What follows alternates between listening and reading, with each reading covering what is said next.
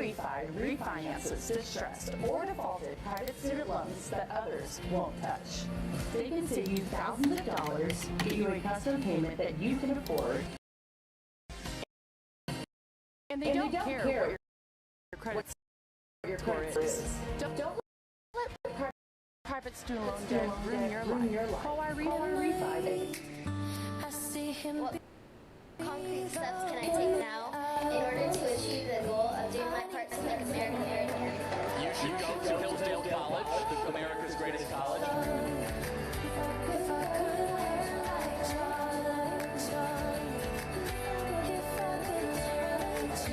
I'm listening to your podcast. I'm taking Hillsdale online courses. That's what I'm talking about. I love it. What should I learn? How do I survive generation? I need to know. How do I grow strong? If I could learn, I I'm on pace to complete every single Hillsdale online course.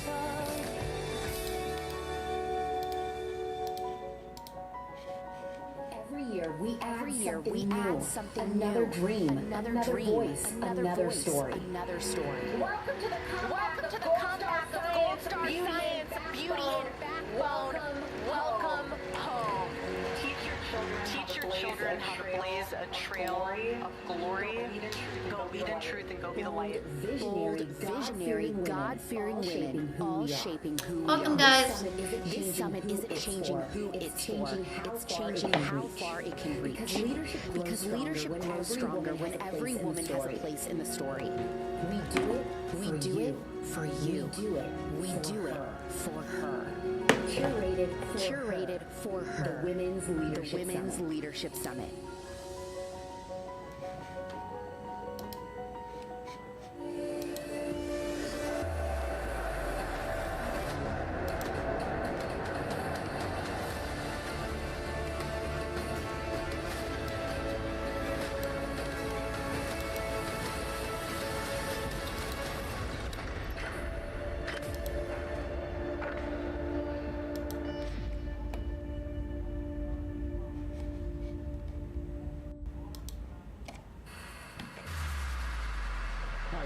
You're going to be hearing a lot about why we fight these days. Student loans are now sitting at $1.8 trillion. You need to talk to why Refi. And they don't care what your credit score is. My partner and I created this company with the intention of taking it to help borrowers get out of debt. Why Refi is the only company in the country that does what we do. I think very highly why Refi. We're all in with them. We invited God into our homes. We invited him into our company. We want to make it an incentive for you to want to work with Why Refi. We give these folks dignity to pay back their debt. Please welcome the Chief Investment Officer and Managing Partner of Why Refi, Wayne Schoenberger.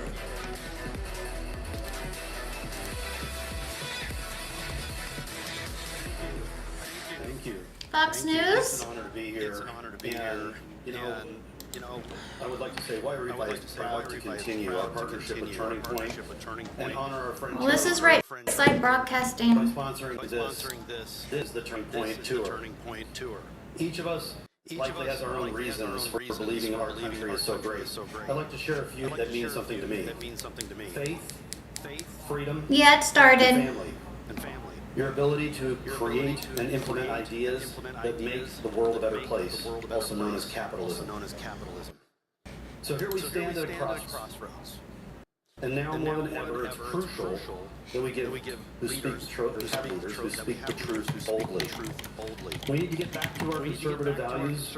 We need people willing to protect our God-given rights, which were carefully drafted into the Constitution. We must look back on history, warts and all, and learn from it, or we're destined to repeat it. More importantly, we need people willing to engage in a civil conversation. We need everyone to understand that sometimes these conversations can be tough. But conversations lead to turning points. So let's get real and talk about something that needs its own turning point, frankly. And that's the amount of debt the American population carries. It's specifically, well, we'll talk about that. There's numerous reasons why our country is drowning in debt, but I think we can all agree that out-of-control government spending, waste, and theft are the primary reasons we have the problems we have. So I'm going to talk about one portion of that debt, and that's student loan debt. As of today, approximately $1.85 trillion is in student loan debt. And I did that video, it was 1.8, that wasn't that long ago. That's held by approximately 45 million Americans. But the numbers the government gives does not tell the truth and the whole truth. Approximately 70% of students with a loan also have a co-borrower.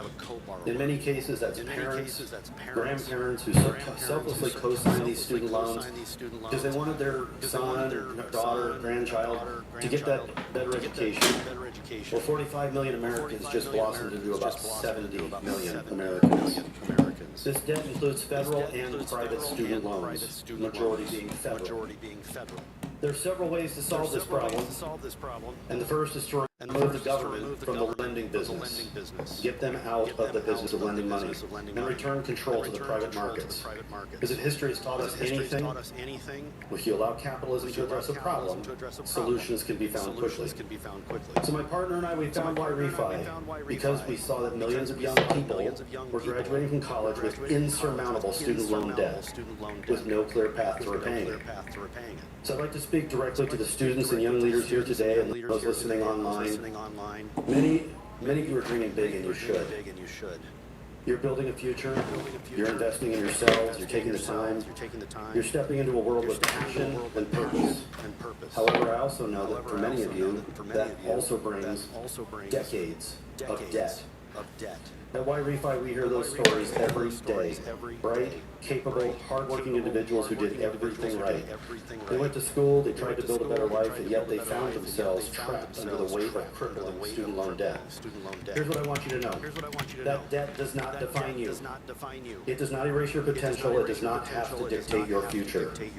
Sadly, borrowers who fall behind in their payments or default have very few options. Many of the stories we hear of students drowning in debt are heartbreaking.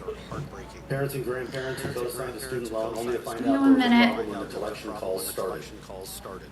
It's indentured servitude. It doesn't have to be. At Why Refi, our mission is very simple and powerful. We refinance distressed private student loans, not by chasing people down, not by writing them off, but by offering a manageable, sustainable way to get out of debt quickly. We believe in second chances. We believe in accountability, and we believe in doing what no other company has done before. Help borrowers succeed by Is it still echoing? loans with dignity rather than punishing them with predatory loans. At Why Refi, we believe you are more than loan balance. You are worth believing in. If you need our help, check us out at whyrefi.com. When you call, you won't be directed to an offshore call center. You're speaking to a human being, no phone trees, right here in America or in Phoenix, Arizona. So whether you need your help, whether you need our help or not, I'd like you to carry this with you. Never let debt steal your drive. Never let a setback silence your purpose. There is always a way forward with people who believe in you. So I'd like to direct this next point. Why purpose Smart Press? Premium quality. Our products are totally customizable and have stellar ratings and reviews. World-class service. We're 100% employee-owned and dedicated to giving personalized attention. The best reason to print with us? We're carbon neutral and committed to social responsibility. At Smart Press, you'll experience an online printer with a local print shop feel. Start your next project now at Smart. To learn more about our mission and an investment that's not tied to the stock market, Oh, it's better? also look That's up good. investwhyrefi.com. Our mission, our motto says it all. Doing well by doing good.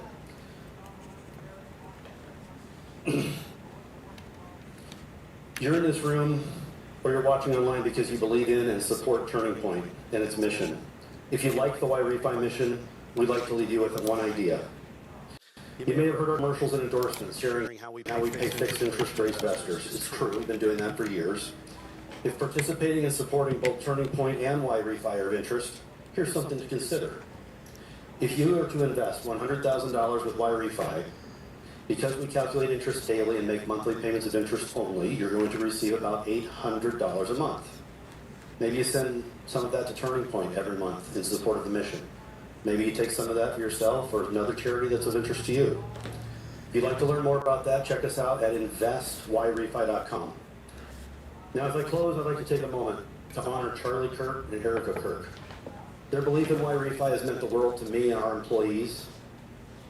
Charlie and Erika believe not just in what Refi stands for, but our mission, our approach, and the impact we make. Erika continues to support and inspire us every day to keep pushing forward and fighting for the idea that everyone deserves a path to redemption and prosperity.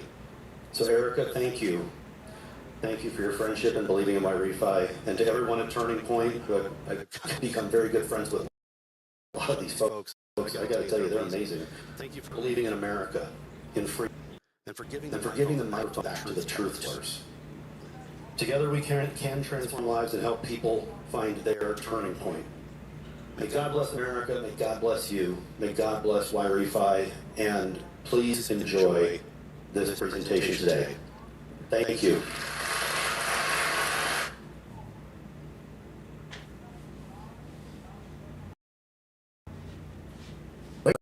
Ladies and gentlemen, please remove your hats for the singing of the national anthem.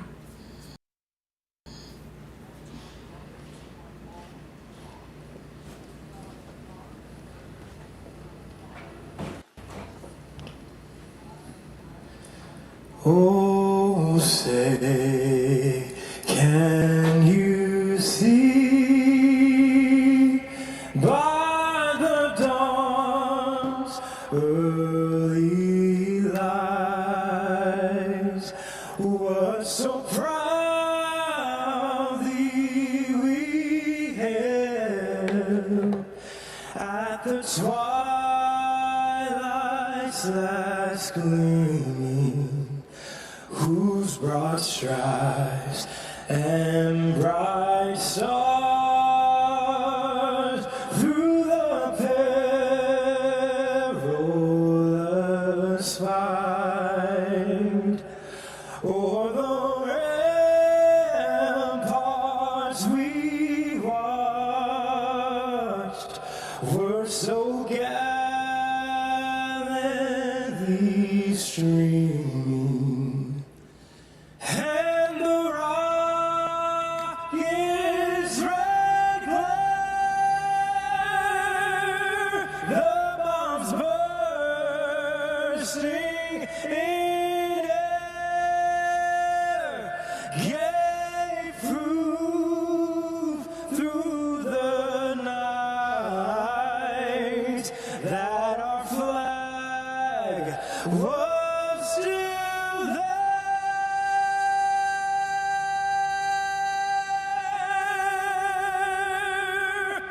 Oh, say does that star-spangled banner yet wave o'er the land of the free and the home of the brave.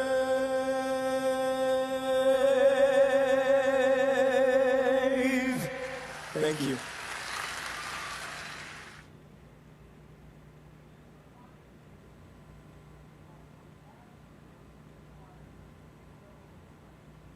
Please welcome Chapter President Caroline Maddox. Yes, it is a beautiful song.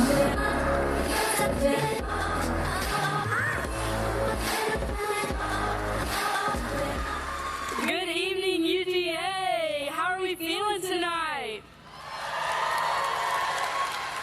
My name is Caroline Maddox. I'm the chapter president here at UGA, and it is my honor to stand before you tonight. I just want to thank you all so much for showing up tonight. The response to this event has been absolutely incredible. And our chapter has been absolutely blown away by the excitement from our campus and community. It is such an honor to welcome you to this Turning Point tour here at the University of Georgia. We'd also like to take a moment to thank Campus PD and local law enforcement for their hard work and diligence in keeping us safe this evening.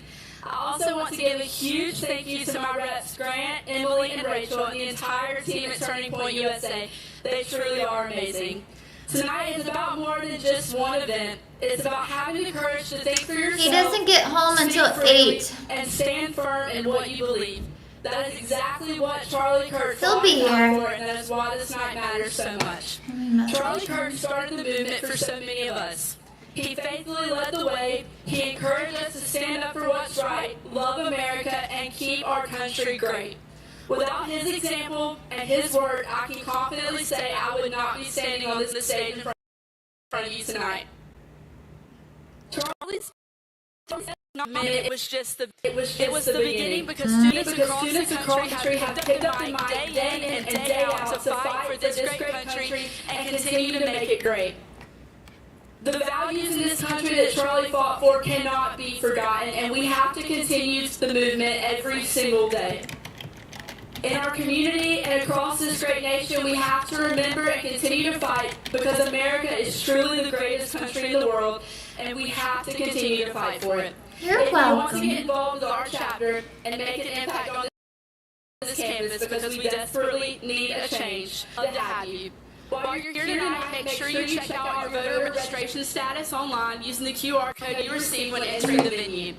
And for the ladies, Turning Point USA's Women's Leadership Summit will be held in San Antonio, Texas, June 5th through 7th. Please come see our chapter at the Get Involved table near the entrance to learn more. Now, before we begin, let's do one thing together. Everyone has a rally sign on their chair, so get ready to hold it up high for a photo and give us your loudest cheer. On 3 for Charlie. 1, 2, 3. Oh, come on, guys. You can do better than that. I would just like to thank the Turning Point team one more time for tonight. This is an awesome event. Thank you all again for being Really here. screaming. Let's make some noise and get this thing started. You gotta feel your pumpness, you know?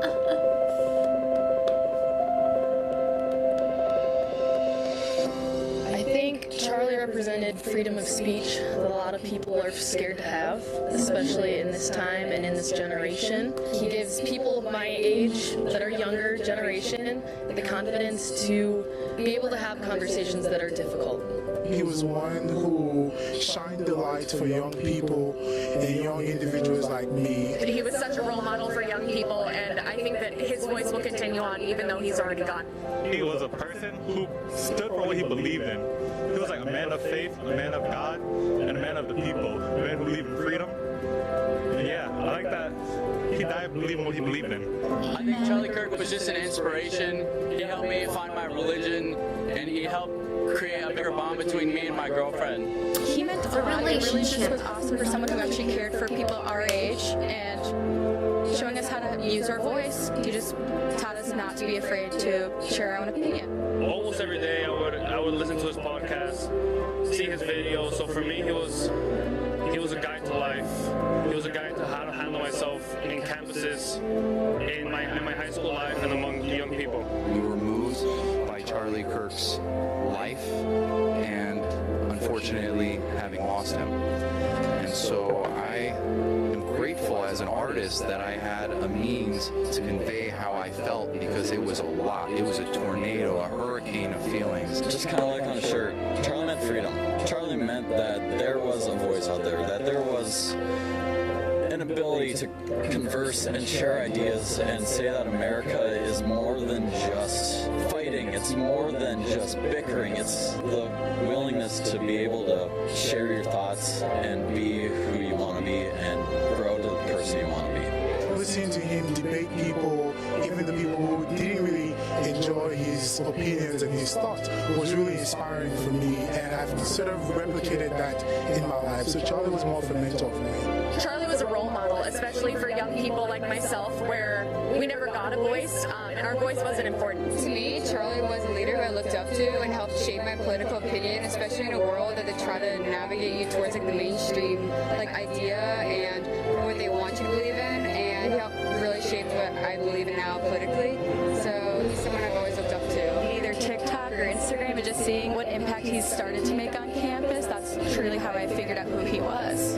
He did so much for me. I have done so many amazing things because of Our Charlie. beloved I met so brother, many Charlie amazing people, Kirk. and I met so many amazing very much.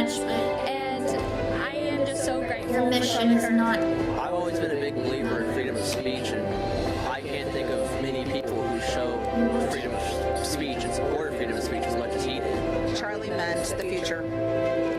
He started coming to schools, and I watched him for the last number of years. Charlie's mission will never end. It will spread like wildfire. He might be gone, That's something to a lot of us. we will be taking the lead. person who went out and wasn't scared to exercise his right to free speech.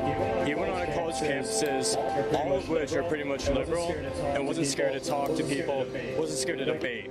Like you said, when debate ends, violence happens. He wasn't scared of people's opinions. He wasn't scared of what they thought of him. He went out and did what we all want to do. I think he really is the epitome of love your neighbor.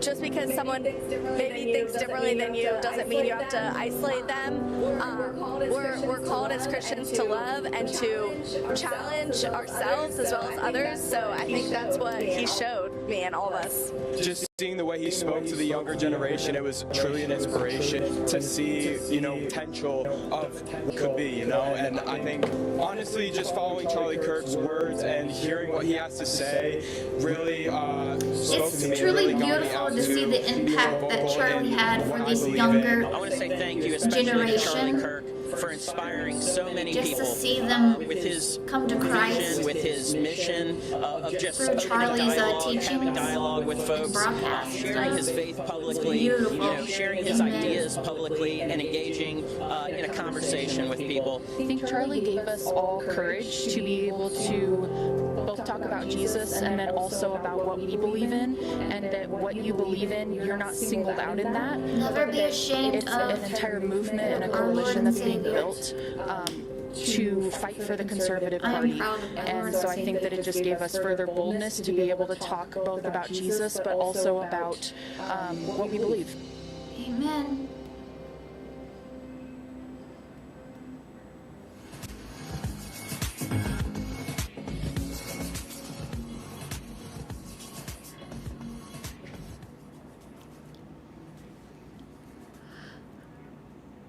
Hi, how are you?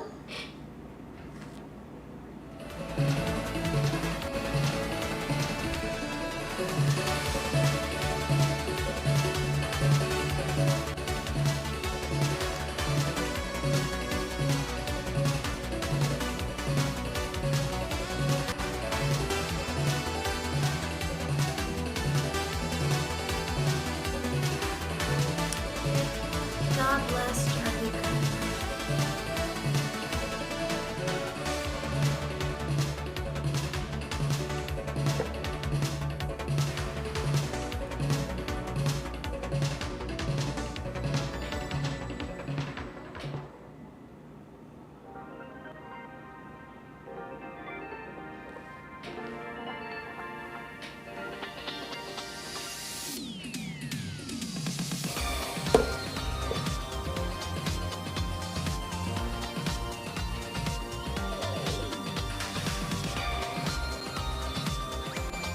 Welcome.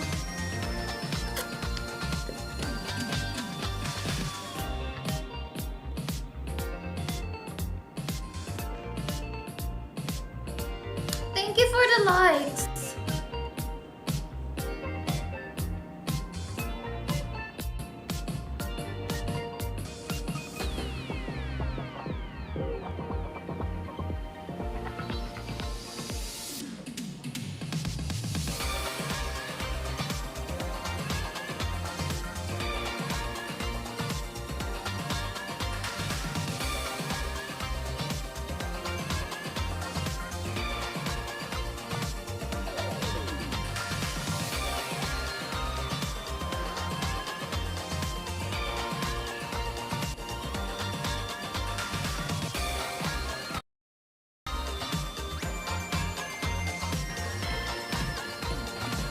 Thank you guys for tuning in.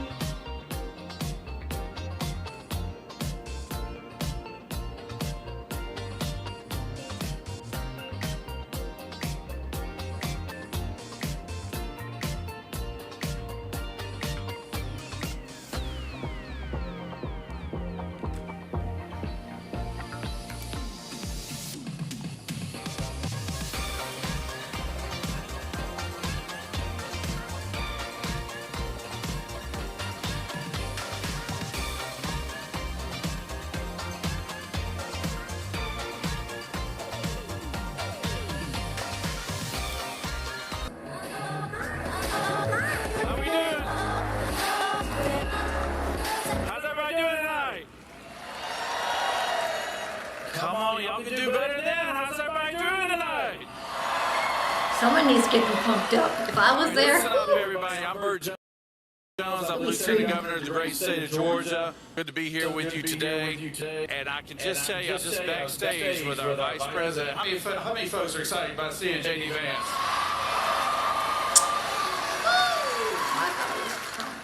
So I went to the University of Georgia. I graduated in 2002. I was on the football team up here. I was team captain of the SEC championship team, and I was talking to the vice president a second ago, and I said, "Have you ever been to an SEC football I'm watching him. Thank you. I just want to watch. I said, no, I don't believe I have. I was like, I'm watching him. Thank you. I just want to watch. We're going to let this audio show you. That's so freaking bad. Every time I drop my new city, so freaking bad. Every time I drop my new city. So I'm going to go this side over here. It's going to go Georgia. This side over We got buses. We got buses. We got buses. We got buses. We got buses. You ready to do that? Yes, you can do. You got a lot of buses. Here we go. One thing we have. Thank you, Jesus. We have. Thank you, Jesus.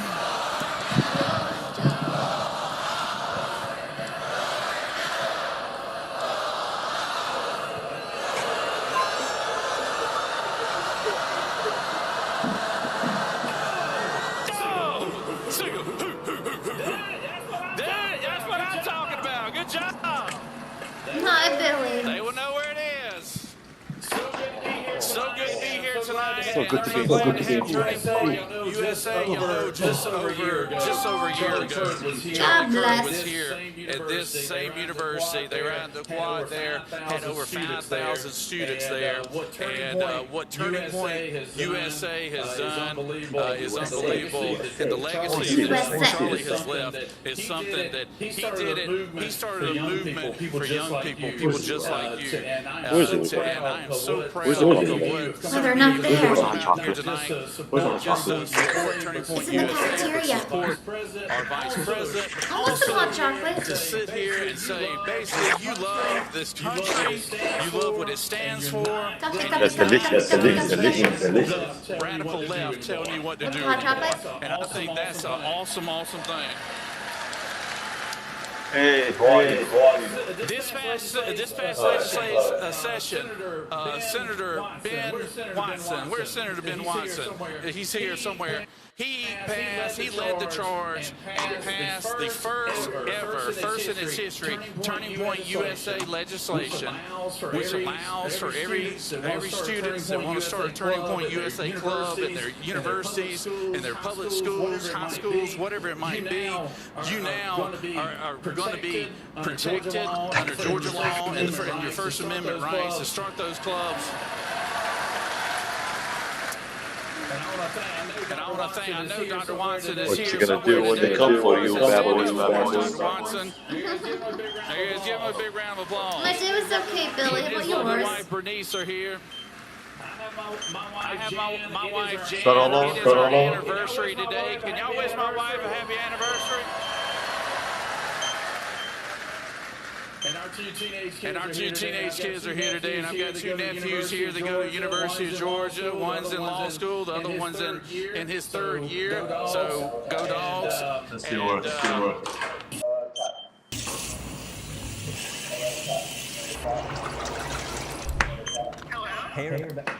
Yeah, I'll tell you that right now. We love the University of Georgia, and I appreciate y'all being here today.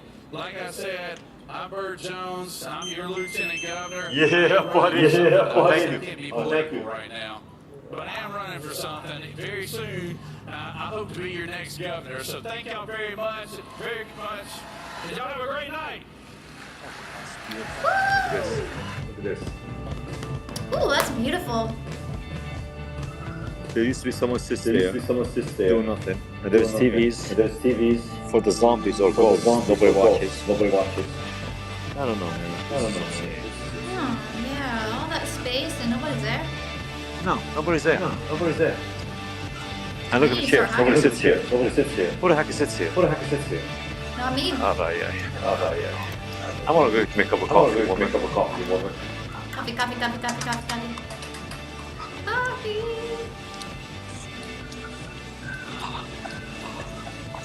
What time is it now? 6:59. 7 o'clock. Yeah. Woo!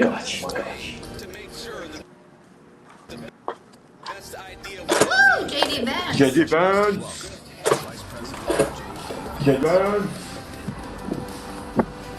Woo! JD. Nice breeze here. Oh my God.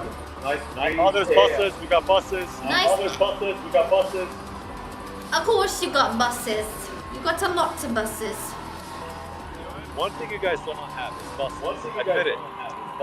Admit it. Yeah. Can we have one of your buses?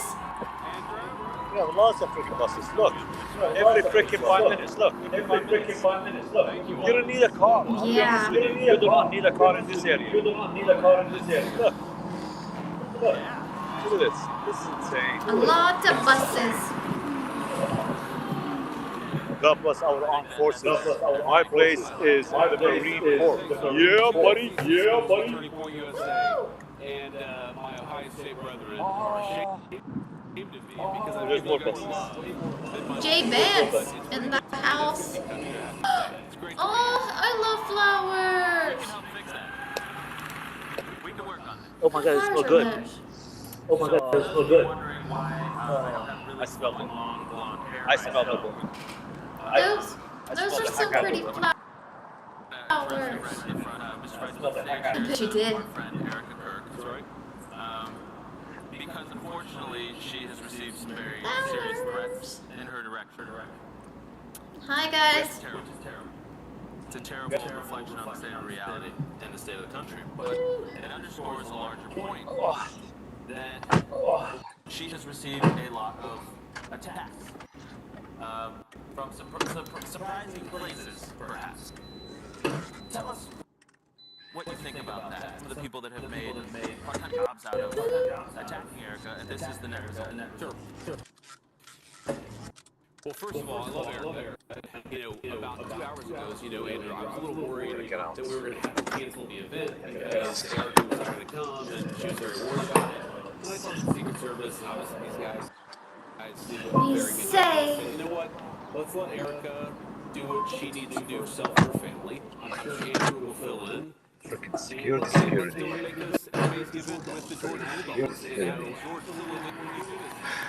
A lot of security, woman. Yeah, there's another freaking gate, another trap doors, another freaking finger. Gate, another trap doors, another freaking finger. I mean, seriously, people. Yeah. It's your fault. Sorry.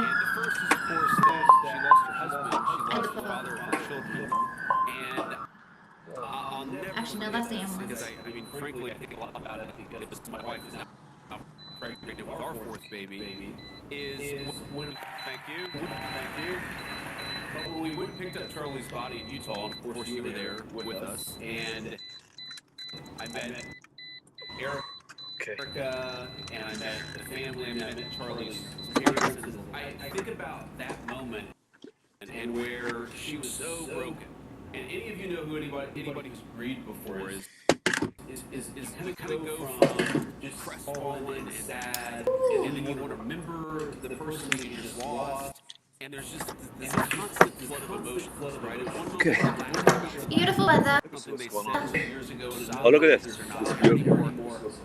This, you know what I am right now? By the Hudson River, across the street. Yes, it is. You know what I am? Oh, look at that now. By the airtrain. It takes people, commuters. Look at it, beautiful. Airtrain. Beautiful. Look at it, beautiful. Beautiful. That kind of hit me like, it's just it. Very beautiful. That's the tree Charlie's not coming back here. And you have this mom who's really sad about the trees. Little kids.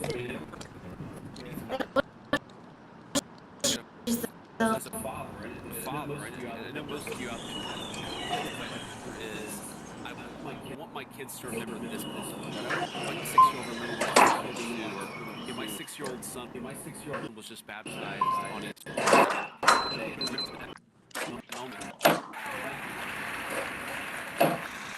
But so Erika's struggling with this. And of course, that unspeakable. Most of us are spiritual at the same time. She's trying to ensure that Charlie's legacy doesn't die. And in that context, everybody is attacking her over everything and lying about her.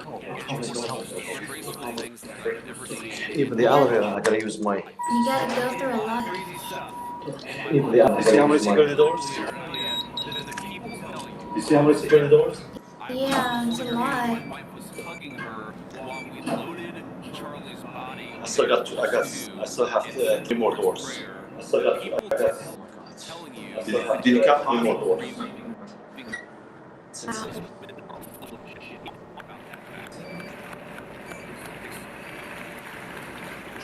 my language. My wife says I gotta work on my language. She's been telling me that for 12 years, and it still hasn't taken.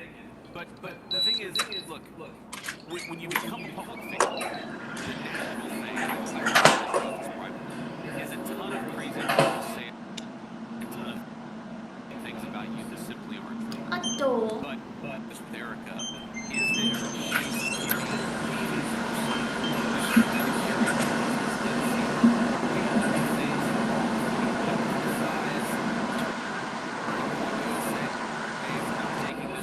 Or having this political agreement, or maybe you should do this or that. That's all about. But then Erika wasn't grieving her husband on that day. But to say that Erika was somehow complicit in it is so preposterous and so disgusting. And it's one of the things that has broken, I think, the American public conversation over the last 6 months. That we Charlie's advertised so many times, so many different ways, so many times.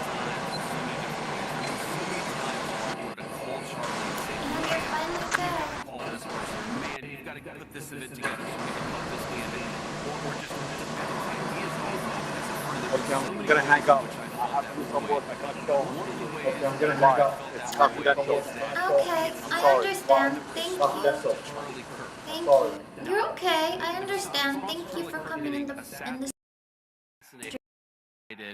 by a left-wing, the response should have been, let's go after left-wing violence and terrorism. Let's defund the networks of left-wing violence and terrorism. That's what we've been doing in Washington, D.C., and that's what we've been fighting for every single day. Savannah Hernandez, of course, was assaulted in Minnesota a couple of days ago. I talked to Cash Patel on the way down here, and I said, I assume that we're doing something here. And he said, yes, we've had multiple agents on the ground. I'm doing okay, Jack. How about yourself? Video to try to go after the people who assaulted her and then try to defund the networks that fund those radicals who are going around assaulting activists. That's what we should be doing.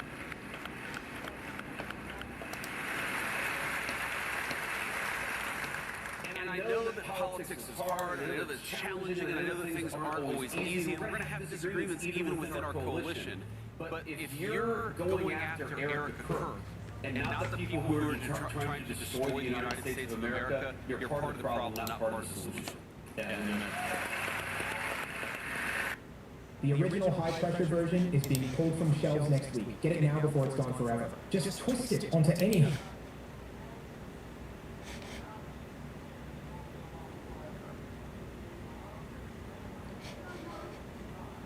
And I always try to remember that Erika has to live with this constant reality that her kids are one parent away from being orphans. And so we take that extremely seriously. And as you mentioned, what happened with Savannah, and I think it's just important that we remember that we're dealing with humans. These are human beings. Exactly. I've heard some people say, well, Erika was smiling 2 days after Charlie Kirk died or something like that. And it's like most of us in this room have grieved somebody that we loved. Maybe, hopefully not a spouse who dies in the prime of their life, but when you deal with somebody who's grieving, it's always this weird combination of emotions. It's intense sadness, intense affection. It's, you sort of love that person in that moment, maybe more than you ever have because you feel their absence. You think about all the happy moments that you had, and you can't help but smile, and then you remember they're not there, and you can't help but sob. That's what grief is like. And so, again, if your instinct is to go after not the left-wing radicals who are assaulting Savannah, or not the people who shot Charlie Kirk, but if your instinct is to go after a young mother because she's grieving in a way that you find you find wrong, well, why don't you stay in your lane and mind your own business? Grief is complicated, and I just, so there's this which is just so absurd, which is that, people will say that, Erika, she's been doing this, she's been doing that, and I would be doing something different, and it's like, first of all, that's fine. Like, if you want to criticize somebody because you have a disagree with my politics, disagree with something that Erika or Andrew say on the Turning Point podcast, but this desire to go after her for the way she's grieving her husband, that's the most preposterous thing I've seen in a very long time. I've seen a lot of crazy stuff.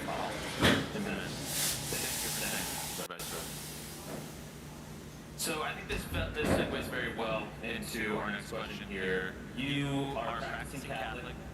You're, despite your language, you're attempting to be a faithful Catholic. That's right. That's right.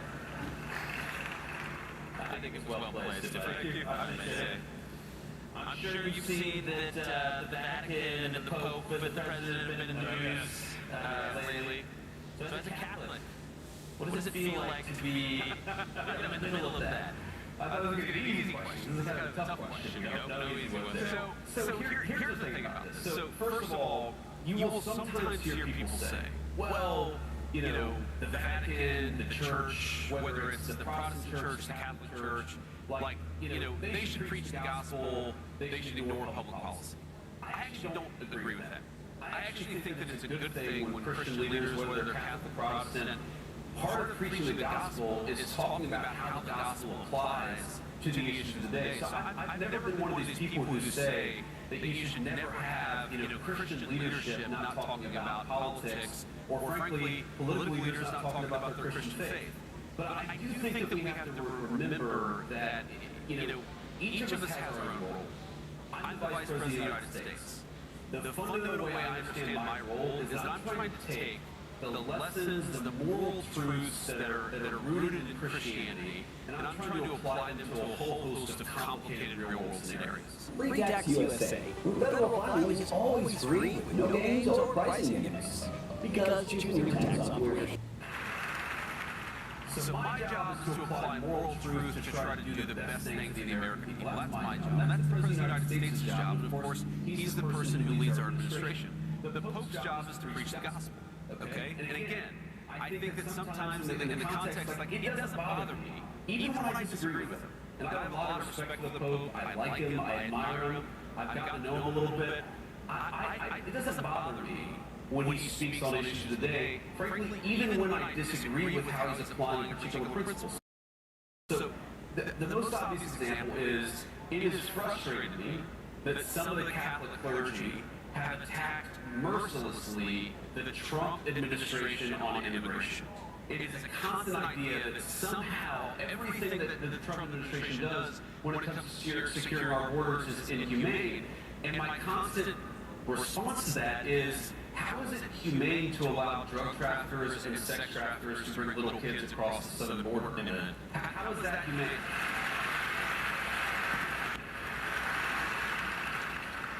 But again, I'd almost rather have the conversation. So I kind of like, even when there's disagreement, I like it when the Pope comments on questions of immigration. I like it when the Pope talks about abortion. I like it when the Pope talks about matters of war and peace, because I think that at the very least it invites a conversation. So I think some people, the reaction to this is to say, well, he shouldn't have said that. And look, there are certainly things that the Pope has said in the last few months that I disagree with. Let me just take like one very concrete example related to this conflict in Iran. So the Pope said something where he said, and I'm gonna try to remember the exact quote, but he said that God is never on the side of those who wield the sword. God is never on the side of those who wield the sword. I'm pretty sure that he said that exact statement. Now, on the one hand, again, I like that the Pope is an advocate for peace. I think that's certainly one of his roles. On the other hand, how can you say that God is never on the side of those who wield the sword? Was God on the side of the Americans who liberated France from the Nazis? Was God on the side of the Americans who liberated Holocaust camps and liberated those innocent people from those who had survived the Holocaust? I certainly think the answer is yes, and I agree. Jesus Christ does not. I agree. Jesus Christ certainly does not support genocide. Whoever yelled that out from the dark, he certainly does not. I think that's pretty easy. I think that's a pretty easy principle. Okay, so here's a guy. Let me just say this. This is a guy. No. First of all, random dude who's shouting. And then I'll respond to what you just shouted. Is that okay? Okay, can we give him 1 second to respond? So if you just finish the circle first, and then I'll respond to this guy. So number one, when the Pope says that God is never on the side of those who wield the sword, there is more than a 1,000-year tradition of just war theory. Okay? Now, we can, of course, have disagreements about whether this or that conflict is just, but I think that it's important, in the same way that it's important for the Vice President of the United States to be careful when I talk about matters of public policy. I think it's very, very important for the Pope to be careful when he talks about matters of theology. And I think that one of these issues here is that there has been, hey, random dude screaming, I told you I'd respond to your point. I just want to respond to this question first. But one of the issues here is that if you're going to opine on matters of theology, you've got to be careful, you've got to make sure it's anchored in the truth, and that's one of the things that I try to do, and it's certainly something I expect from the clergy, whether they're Catholic, Protestant. To respond to this guy here. He said, I believe he said the administration supports a genocide in Gaza. And here's my response to that. When we came in, the humanitarian situation in Gaza was an absolute catastrophe. You know who's the person who got a peace agreement in Gaza? Donald J. Trump. So if you want to complain about what happened,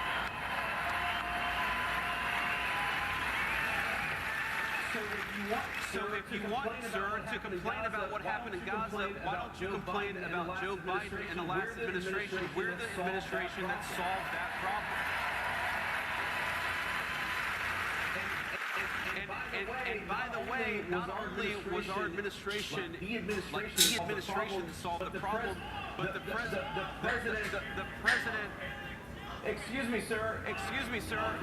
Right now, you see more humanitarian aid coming to Gaza than it has any time in the past 5 years. Because we have taken that situation seriously. And that's one of the things that I'm proud of administration is whether it's there or Thailand and Cambodia, we have consistently tried much as we can to solve these problems, not to complain about them like the guy who just ran away.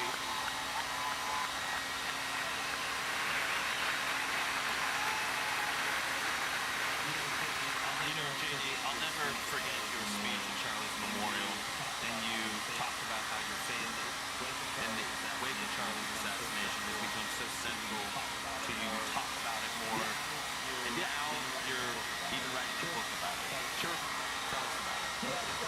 What's it called? It's called The Way. It's called Communion, and I think the subtitle is Finding My Way Back to Faith. And here's why I wanted to write this book, Andrew, because I think that like a lot of you, there's a point in my life when there's probably a much more Christian audience than maybe I was when I was a 22-year-old college student. I just got out of the Marine Corps, and I realized that I was sort of winning this game of life and losing it in the way that mattered. And I was raised in a Christian household. I was raised in a very sort of Pentecostal family. Our church had really good music and amazing people. And one of the things I love about evangelical culture in the United States of America is how welcoming it is to everyone, right? And you know that. You're an evangelical Christian.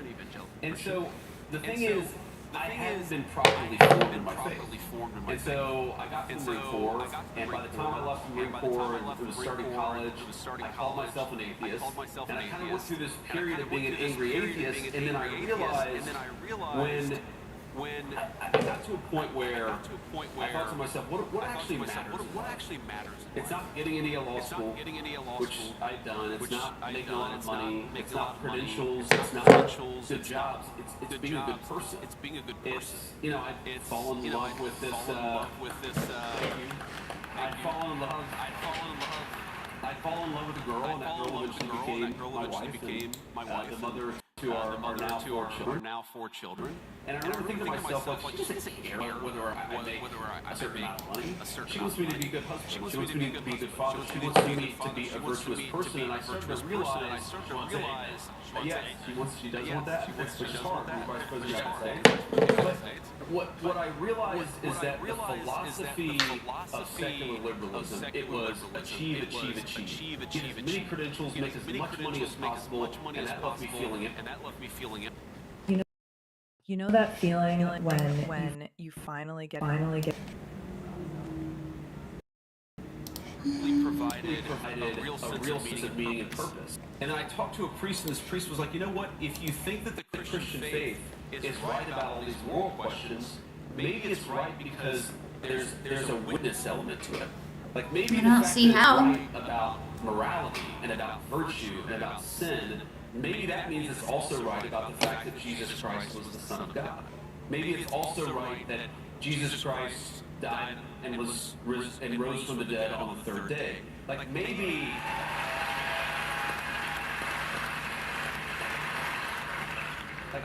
these things that appeal to you about the Christian faith come from the deeper truth of the Christian faith. And that kind of got me down a pathway of where eventually I was baptized and became a very devout Christian. And at this point, amen. Thank you. Amen. But you know, I thought, first of all, a lot of people asked me about that journey, and I thought, what better way than to sit down and actually force myself to write it out.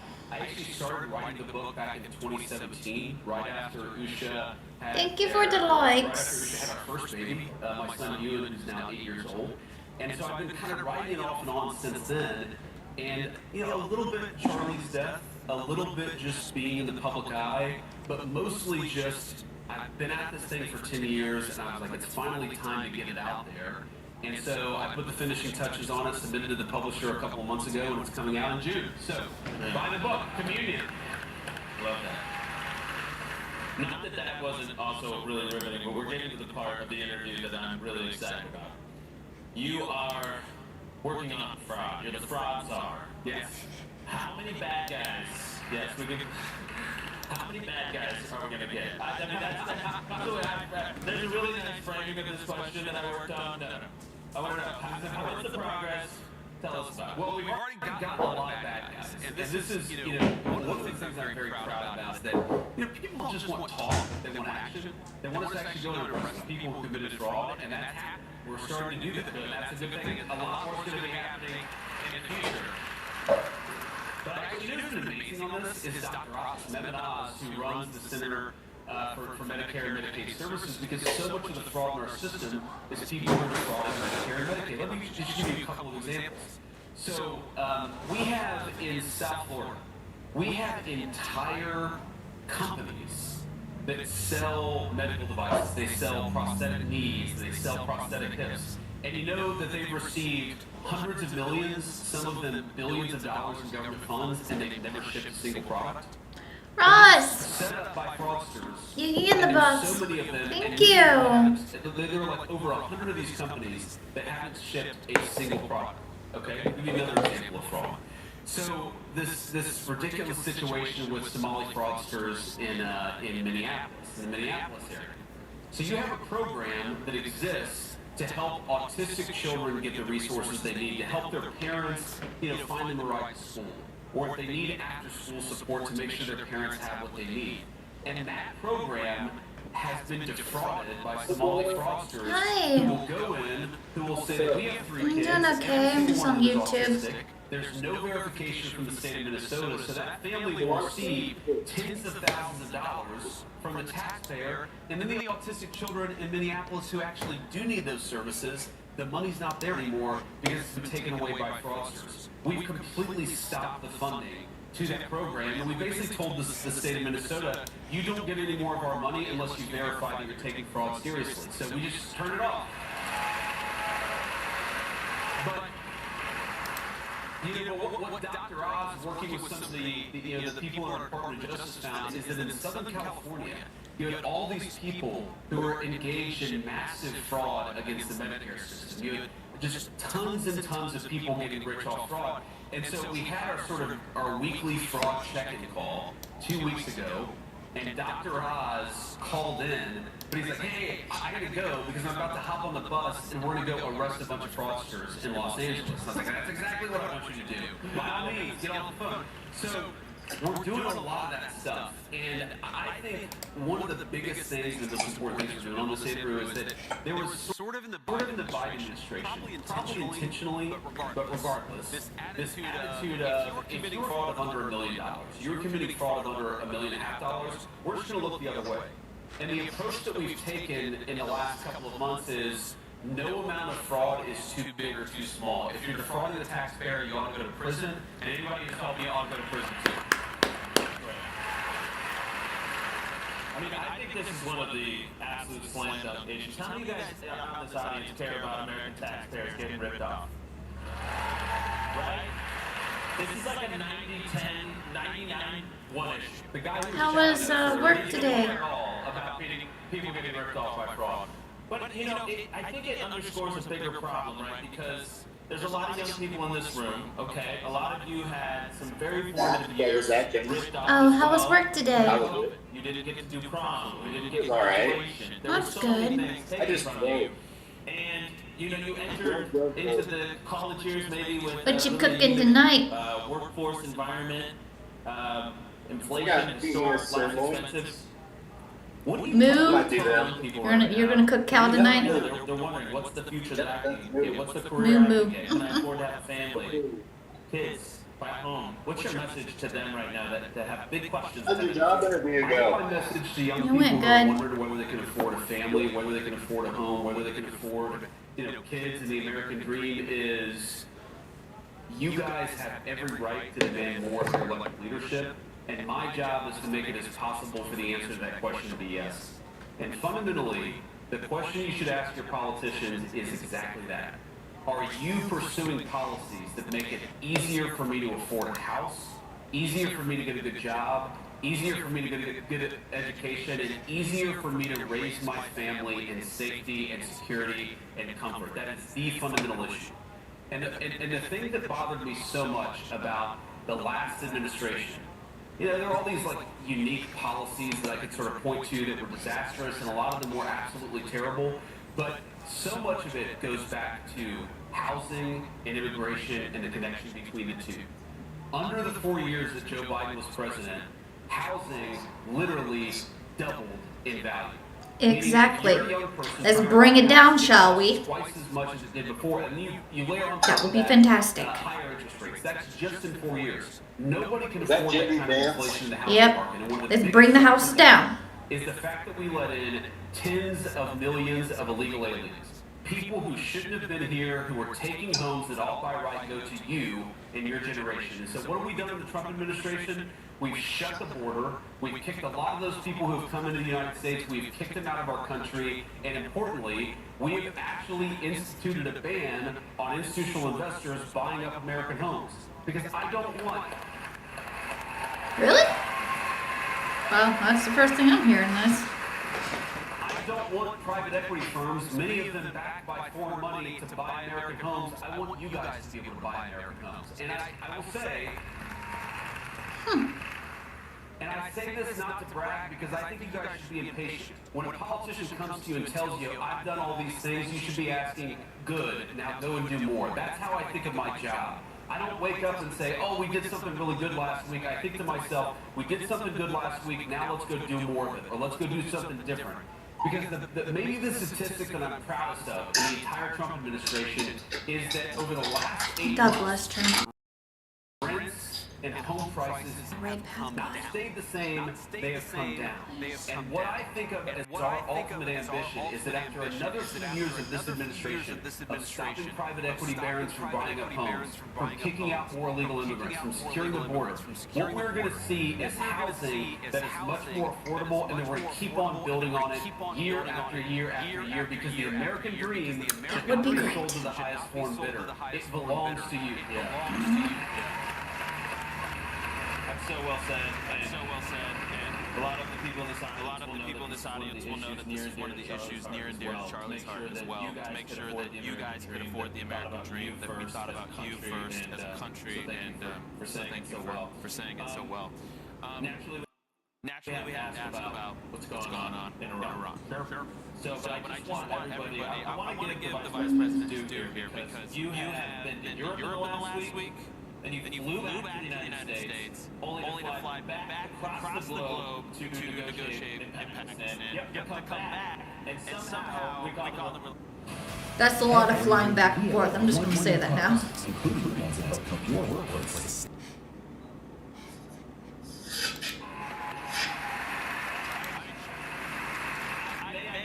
That's almost Trumpian level endurance. Count your blessings high. Do you know what time zone you are and how many hours of sleep did you get? I have no idea what the hell time it is right now. 7:30. Good actually, because you just run on coffee, and then you sleep when you can, you wake up when you have to, and you just drink a whole lot of coffee. And you know, look, it's the job that I asked for. But yes, I will say, look, let me just say, you have some young people, and I want to make some observations because it made me think. Which is that young people in the United States, but particularly young Americans in the conservative movement, I think that we have a tendency to get too black. And here's what I say by this. We have a tendency to get too cynical, too pessimistic. I'm sure that I've said most of the things that you agree with. I'm sure that I've said some things you may not agree with. And you may not agree with everything that I say about the Iran negotiation, which I will get to answer your question. But here's fundamentally the issue. When you see a politician, or you see a political leader, or you see an administration that isn't doing what you want to do, I think you have two choices. You can say, hell with those people and check out of the process. Or you can say, you know what, I'm going to make my voice heard even more. I'm going to pressure that administration to do exactly what I want them to do, because they got my vote, they earned my vote, but they can't take it for granted. And I've seen some of this, on various issues. Like for example, I recognize that a lot of young voters don't love the policy that we have in the Middle East. I understand that. I also know that we've secured the border. We've lowered housing prices now for 8 months in a row, and there's going to be more to come beyond that. We've made America energy dominant, which has lowered electricity costs and things like that. We've made it so that we have the lowest murder rate in 127 years. I'm not saying you have to agree with me on every issue. I'm not saying you have to agree with me on every issue. Okay, I don't want to see pizza. You mix and match handmade pan or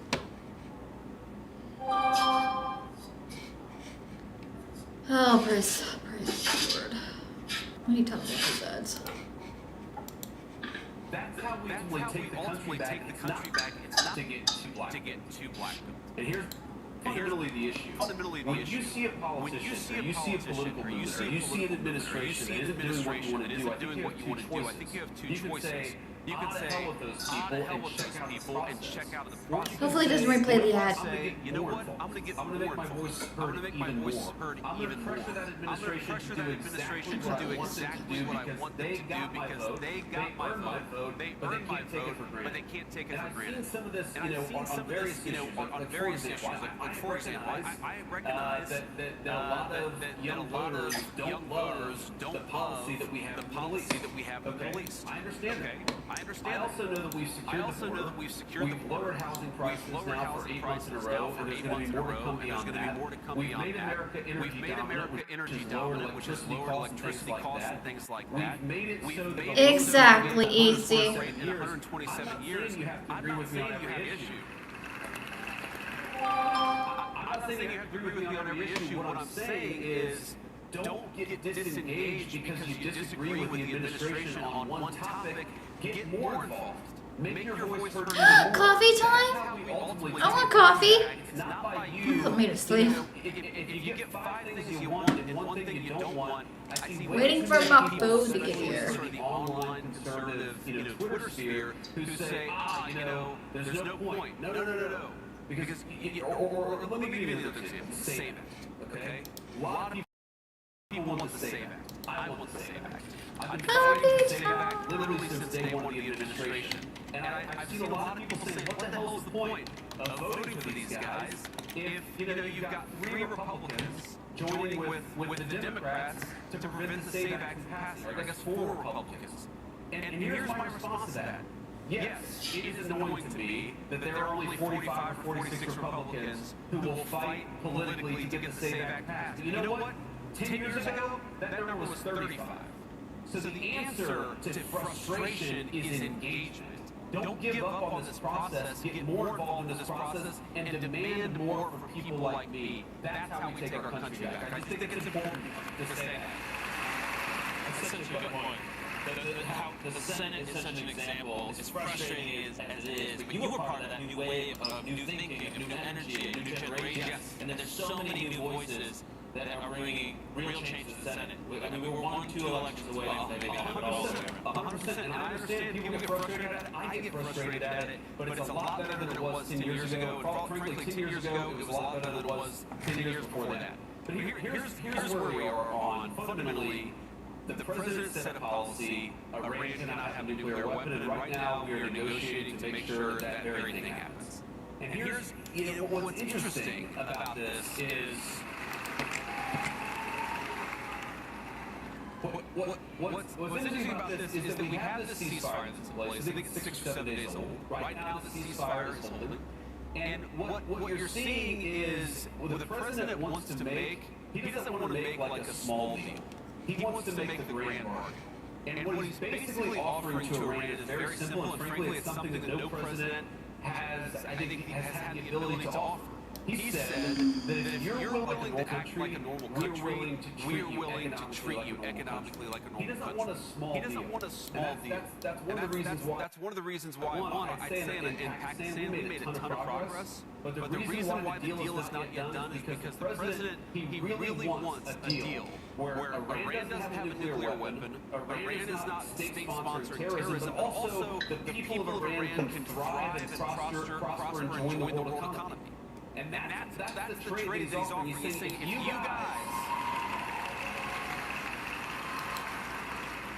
if you guys commit to not having a nuclear weapon, we are going to make Iran thrive, we're going to make it economically prosperous, and we're going to invite the Iranian people into the world economy in a way they haven't been in my entire life.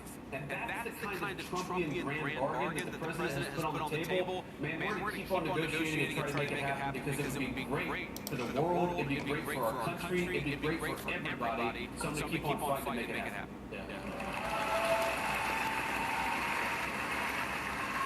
Just a few more and then we got questions. So my question is, when you look across from these Iranian negotiators, what you get the sense that they really were the right Pretzels. I'm assuming you guys know this type of Yeah, I mean, look, you never know. We've never, the United States has never had meetings at that level with the Iranian government in 49 years. It's a meeting that has not Democrat, not Republican. We've never had a meeting where you have the person who's effectively running the country in Iran sitting across from the vice president of the United States. That has never happened. And honestly, after 49 years, there's a lot of mistrust between Iran and the United States of America. You're not going to solve that problem overnight. I think the people who are sitting across from wanted to make a deal, and I know the President of the United States told us to go out there and negotiate in good faith. That's what we did. That's what we're going to keep on doing. You never know them. You never know them. I mean, I've sat across from United States senators that I thought I agreed with, and you don't know what those people. You don't know what those people. I won't say who. You can guess. But I feel very good about where we are. I feel very good about where we are. Alright, so this is the last one from me. Now, a lot of people make a big deal about illegal immigration. And we should. It's terrible, right? And this administration has made historic progress on that issue. I think we don't get enough credit for it. And the problem with immigration, illegal immigration, is once it's not a problem anymore, our memories are about 6 days long. And we move on to the next thing. But what about legal immigration? And reforming it, correcting abuses, because I look around here and I see a bunch of American students that want jobs, that want homes, that want a space in this country. And I think reforming legal is so critical. Maybe talk about some of the reforms that this administration has done specifically on this. So this is exactly right. And this is 100%, I think it's one of the first pieces of legislation I sponsored in the United States Senate was effectively to get rid of the H-1B visa, because I cared so much about this when I was in the Senate. And yes, it is the case that Congress has not exactly come along. To my point about the United States Senate, there are far more people. 25 a month. 25 a month. 5 whole years. Same freedom, yo, is.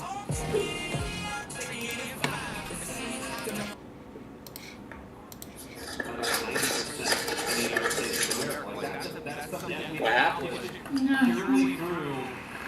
That's something we accomplished purely through administrative action. And again, it's something I cared a lot about. It's something the president cared a lot about.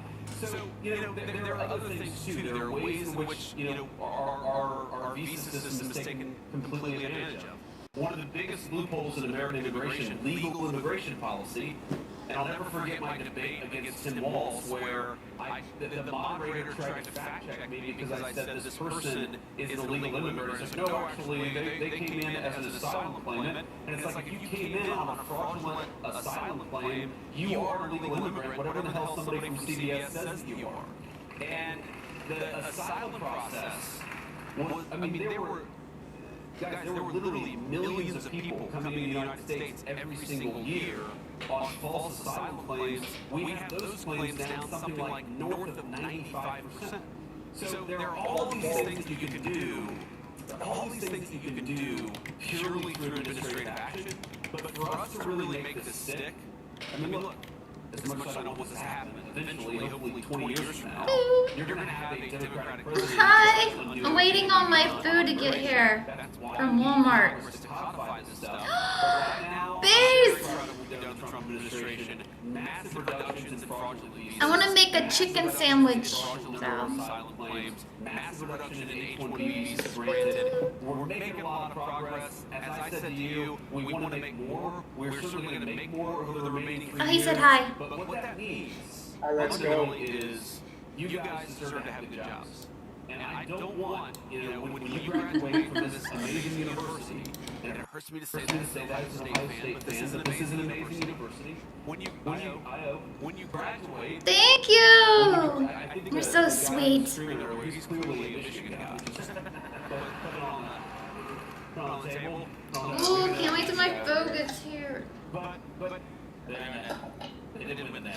That's right. Moo. From this university, Ross is gonna have a cow. He's gonna leave the piggy alone tonight.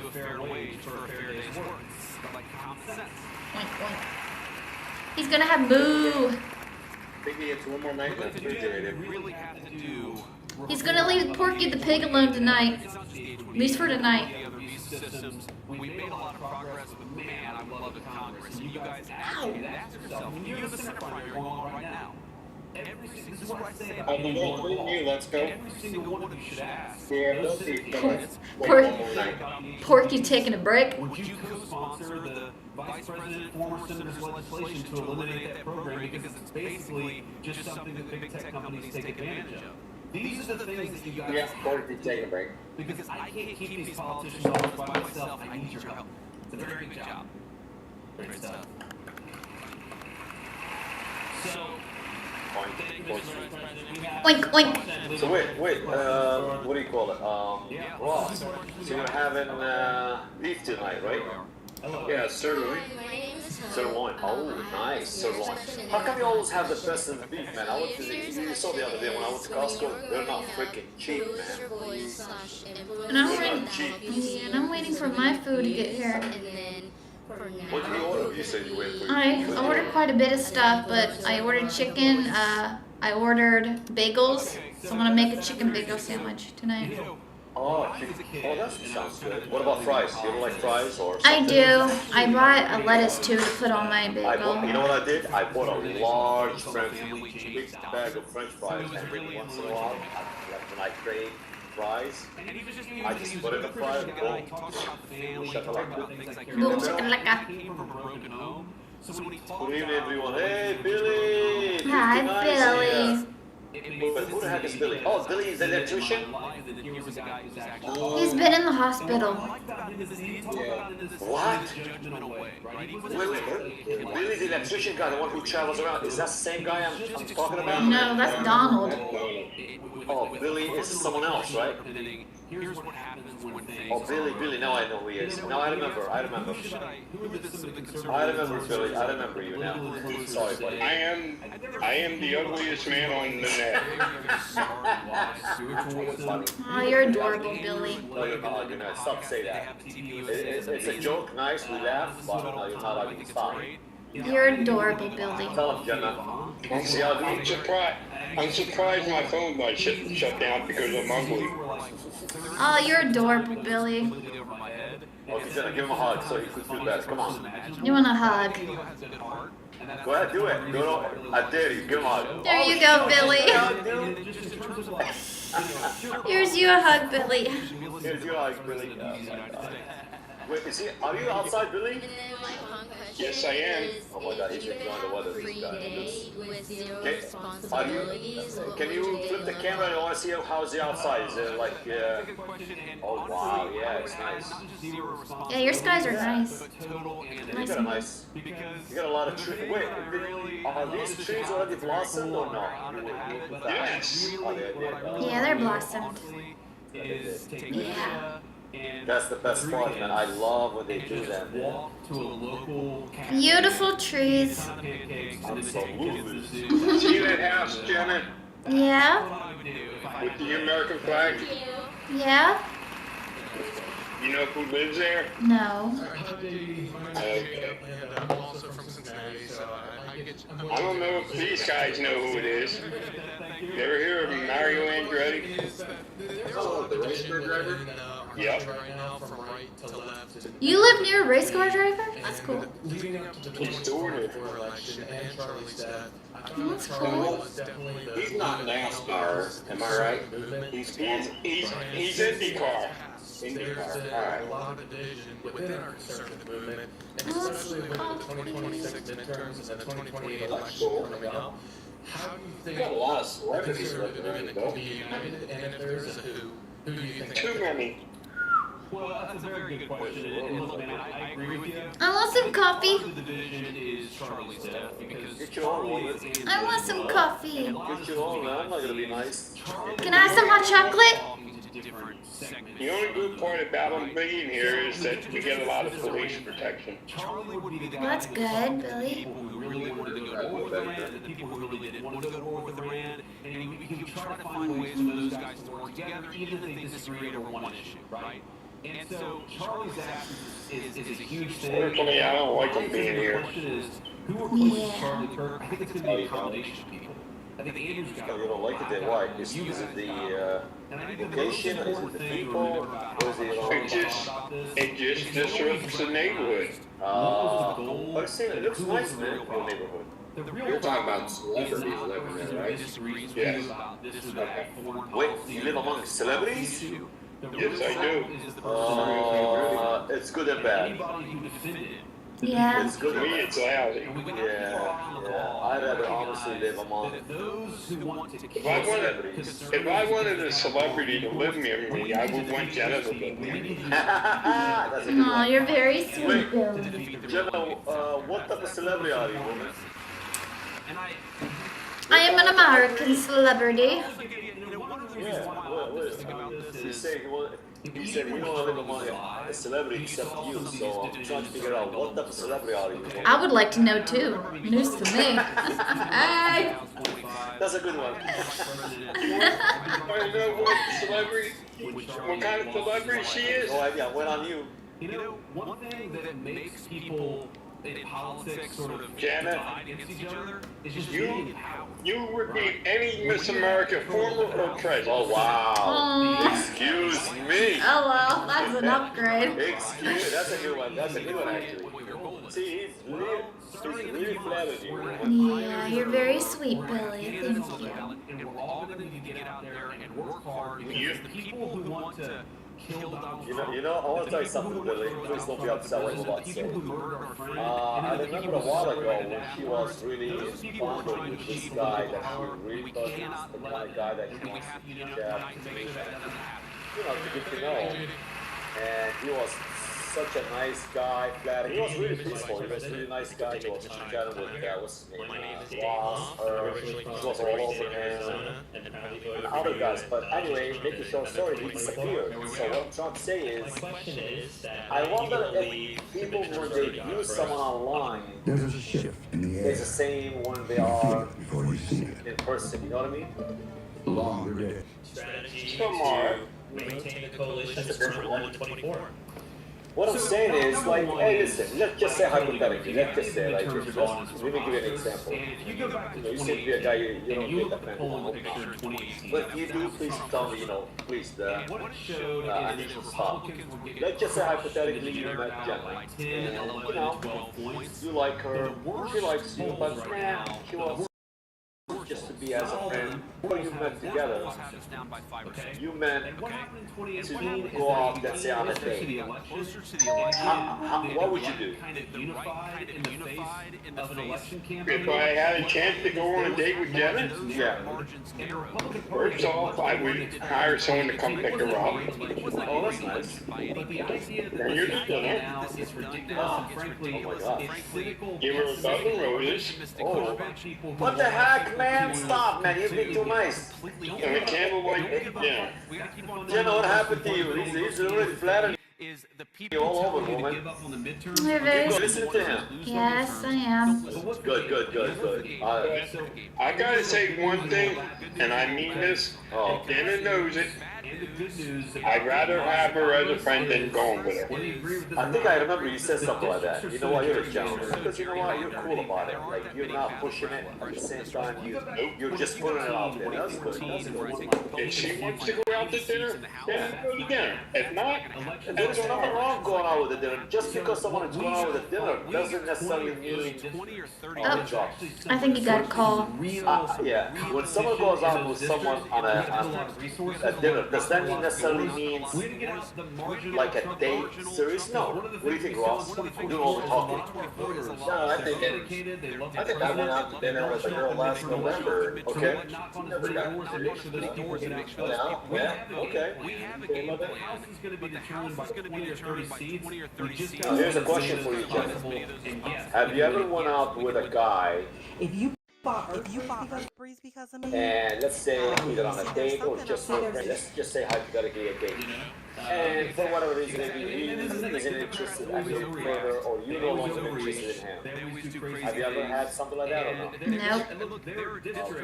Well, let's just say if you went out with some guy and it seemed like he's okay, but he's really not.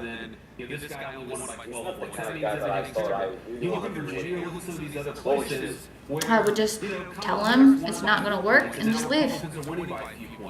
There's a lot of reasons to think not gonna we be have like a that chance cold like here. this. We just gotta keep on working. Finish up your dinner. Come on, girl. I did finish up my food. Oh. I'm like, what the freak? I'm just gonna leave. What the heck? Hey, people, you want to see? Hey, boss, you want to see something? I came to work today. Listen, I want to show something. I don't make things up. I came to work like this. President, Ooh! thank you so much for being here. It's truly, You're nice to me. You don't get it. You don't get what I'm saying. That's how hot, and I came to work like this. Who the heck can wear shorts and? so my question, It's a hot day. It is a hot day. It's actually humid. revolves around How hot is it there? and 80. many Americans Not what it is here today. How about your temperature, Ross? sets on a plan. We're 80. We got a shoot. You're 80. But Oh my Congress God. sometimes Yeah. is unable to Yeah, deliver. so it looks like and everybody's with, 80. the inability It's spring, what do you expect? Hey, what happened, Billy? all that stuff. What are your thoughts on a leader such as Governor I DeSantis moved positions. term limits for Congress you guys members, disconnected, that's all. balanced budget amendments? Hey, it got dark over there. But what do you think? Yeah. Well, it's 8. Probably. Wait a minute. Are you 1 hour behind? He's 1 hour behind. I bet you. No, he's probably the same time zone you guys are. Wait, same time as Eastern? Wait, Willie, are you Eastern? I truly hope so. Or the aliens came and got me. You're crazy funny, man. You know what's behind me? Trees. Look, I think people don't have any idea how bad. Yeah, something else too. What? The idea of term limits for Congress. You want to know why my neighborhood is so quiet? I love the Why? idea of term limits for These people behind me can't do anything. do your public service and go back home and do something productive. You know why? Why? Look, so much of It's a cemetery. about Congress really does go down to corruption. Excuse me. You know, there's so many examples. Excuse Let's me. say a congressman who got a classified briefing on COVID. Oh, there's this crazy Wuhan flu that's floating around Adore. Wuhan, China. And you know, again, at that point, like, everybody called it the Wuhan flu. The cemetery behind me is the first African American cemetery in America. Wow. Or maybe I didn't know that. airline stocks because you know that the airlines aren't going to work that well Well, if I'm everybody. gonna go outside a little bit and hang out. Because this guy's not responding. I want to enjoy the weather before it gets dark. Yeah. Hallelujah. Hallelujah. You look just as dark as so much. Hallelujah. Here you go, guys. The freaking Here you go, guys. Have you ever heard of Marion Anderson?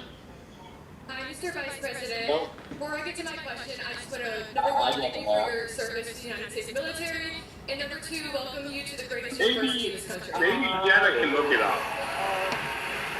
Look what up. Jenna, Look what Look up. it up, Gemma. can you look up Marion Anderson? As somebody whose parents adopted 3 children from the foster care system and coming from a broken household yourself, we have seen different sides of a somewhat similar narrative. How would you respond to somebody who says that the only way to succeed Oh my in God, this it's country gorgeous. is I to love the control weather. all Ah. You know when it gets so really like in winter. Mary Anderson? It's like humid, there's no air. This is the perfect weather, guys. Oh. Yeah, What it did you is. say, Jenna? Did you say Mary Anderson? Marion, M-A-R-I-O-N. Okay. Anderson, A-N-D-E-R-S-E-R-S-O-N. And what about her? No, I want to know, see what it is. Nobody knows who she is. She an actress? Something empowering for me about recognizing that, yeah, my life wasn't as easy as most other kids. I'll put it this way. She is the first black opera singer to sing at the Lincoln Memorial. Responsibility to myself to play that hand as well as I possibly could. And that was very, Oh, you know what? So I think first the message is, look at the stories, look at Clarence Thomas, look at all the people in the United States who have come from very humble beginnings and achieved great things. Huh? Hey, Jenna, Yeah? remember people in this country when it says my dog stepped on a bee? Yeah. I'll send you a bee. Aw. Oh, did you guys see that video on my channel? Yeah, I did. Amber Heard? My dog stepped on a bee. It's like, seriously? Hi, Mr. Vice President. My name is Esther. Poor dog. Poor bee. Oh, I love your short videos. They're funny. I'm happy you like them. Like the whole H-1B thing you talked about, but I am also a daughter of a legal immigrant who came here on an H-1B visa. So my mom and my It's all that dad semi. Like, I was born here, but more than over 10 years. I'm 20 years old. I swear. Look at this, guys. Every time I come to this building, I feel like I'm in a jail. Honest to God. No name, nothing. You're in jail? About 10 doors before I get to my destination. Yeah, the security in that place is insane. And what is it? Anytime you see a big building like this with no name, it means it's a data center. See, I'm helping you guys. My food's That's here. what you call your cloud, your freaking crap. All your internet stuff is going on in here. Something like that. You know what's funny? So, Jared, did you find out who it is? Yeah, did you find out, Jenna? I'm waiting on my food. He's coming to the door. She disappeared for a minute. She's looking. She keeps talking about the food. Yeah, the guy's coming with my food. Oh my God! Wait, doesn't he send you like a message or he calls you? No. Even though sometimes we used to live paycheck to paycheck. So how is the Trump administration going to fix that for like people like that? Sure. So let me just offer a couple observations there. So one, I gotta put this. and two, what I would say is, You know, I wish I have I want to have something. I wish I have like I wish I can have Gemma's food. Oh, I found something. Never mind. Food's here. Yeah, baby. My grapes are here. What do you got, woman? My grapes are Hey, how here. about you, Billy? Did you have dinner? Yes. What do you have? immigrants from India, and What do I have? Yeah, we're trying to make noise because I'm hungry. That's why I'm trying to find out what you ate. I had sausage, rice, black beans, stewed chicken, everything together. God bless. God bless, man. That's good. Sounds good. It is good. Sounds good. Guess what Ross has? Ross, what do you have? I don't want to speak for you. Sirloin and probably Oh my God, sirloin. citizens. Man, you're living a good life, dude. He eats good, Ross. Every time he's eating porky, he's eating cow, he's eating, I don't know what he eats, this guy. He's everything. Here's my grapes. What? Oh, I love grapes. Oh, I love grapes. Please don't show me that grapes again, ever. My What grapes. about the food? Oh my, I love grapes. That looks good. No! Okay, show us the food. I want to see the size of the grapes. Alright, Yeah, show I got us. Show us. eggs. Because Billy said he already ate, he had sausage, he had a lot of good food. Except for me, I'm only going to eat this bar. Bar? Chocolate, whatever that is. Hey, Billy, do you drink coffee by any chance, or tea, or no? No. What's that? Pancake. Wait, Jenna, what is that? Pancake mix. Oh, okay. Bagels. Bagels, okay, that's good. What about the cream cheese? I don't. Well, how are you going to eat the bagels without cream cheese, woman? Sauce. And I said, sir, with all due respect, if you're an American, your country is the United States of I'm gonna make this tonight. Okay, well, that sounds good. A chicken bagel sandwich. Jana. As the last question, I'll try to be quick here, but it occurred to me that my father-in-law, who came from India, who moved to the United States, who got an education, What, Billy? and became an American citizen, that never once, Hey, who's going, man? This guy, is that from Save-A-Lot? you No. have to do this, or you should do this because it's in the best interest of the country that I came from. And I think that attitude, to the extent that attitude dominates among the new generation of Americans, No, I don't get my stuff from Save-A-Lot. feel welcoming. You didn't hear what I said, did you? You asked if that was from Save-A-Lot, right? Jana. To be an American means to look out for Americans. Yes, I asked if it was from Save-A-Lot, right? And I said no. Thank you. Thank you. Okay. Yeah. We'll do one more. Sorry, real quick. Are you okay? Let's go. Thank you so much, Mr. Vice President, and coming to UGA and allowing us to express our freedom of speech. So thank you so much.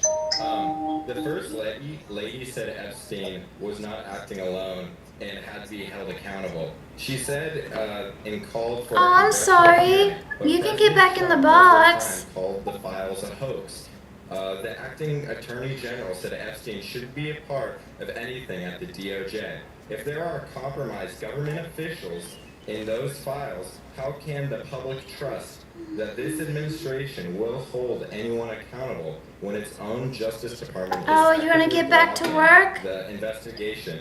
Given that, can you clearly articulate your stance on whether federal Please just be entities safe. Let's should go. have a formal And thank you. investigation? Thank you. Yeah.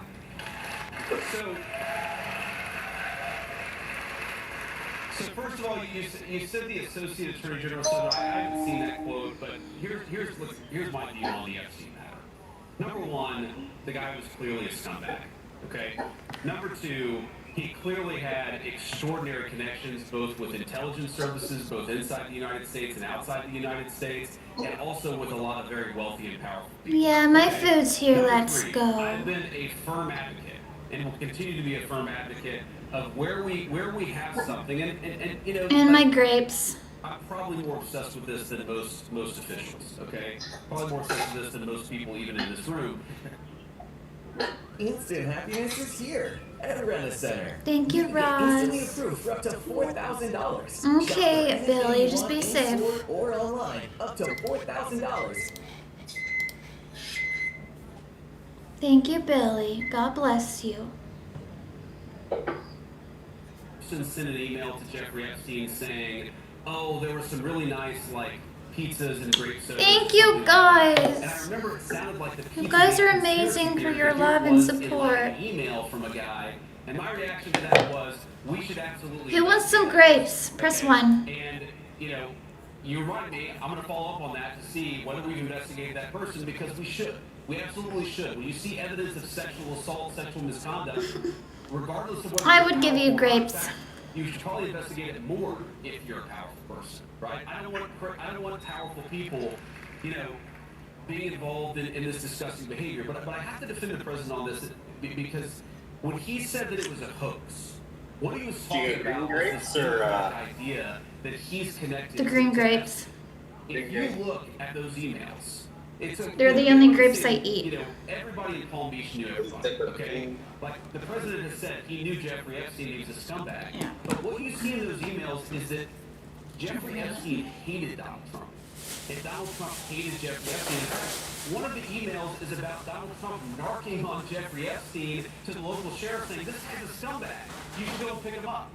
So when Donald Trump says, when the president says this is a hoax, he's not saying it's a hoax that Epstein was the scumbag. He's not saying that it's a hoax that Epstein was connected to powerful people. He's saying this democratic idea that somehow he was Epstein's best friend, that is a hoax. And if you look at the emails, it's obvious that Jeffrey Epstein hated Donald J. Trump. And by the way, one of the best signs for whether you're a good person or not, for whether you're a decent human being, is if the worst people in the world hate your guts. The fact that Jeffrey Epstein hates Donald J. Trump is a pretty good thing for Donald J. Trump. Yeah, well, I will say, by the way, just so you know, the DOJ, just before we got on stage, I guess, I saw the news, has unredacted fully the 6 million documents. They've made it available to your congressmen and women. So put pressure on them to go give me a report of what they find. Mr. Vice President, thank you so much. Thank you guys. Appreciate you.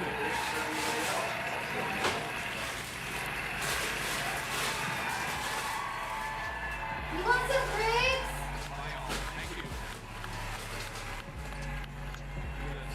These are actually really nice grapes.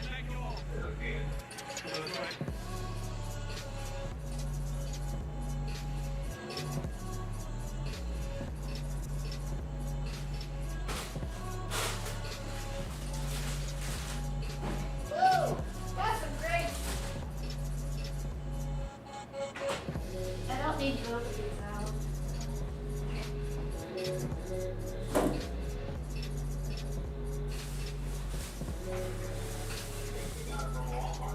Yeah, Wally World.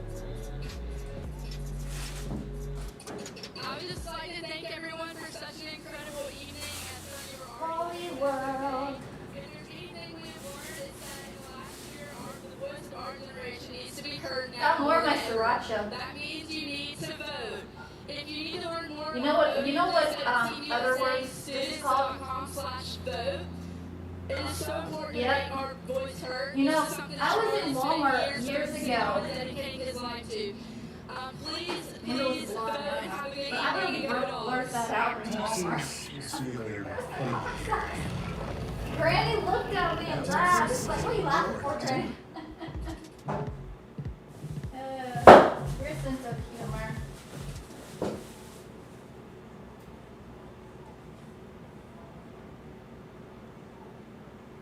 What's that, honey? It's syrup for my pancakes. Yep. It's a healthier syrup.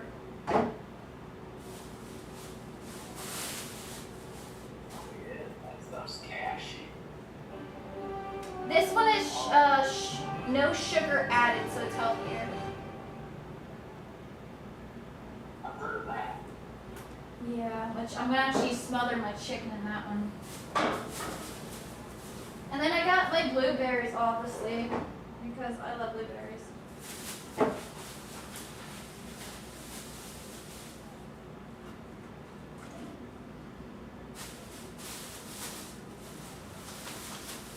And my chickens.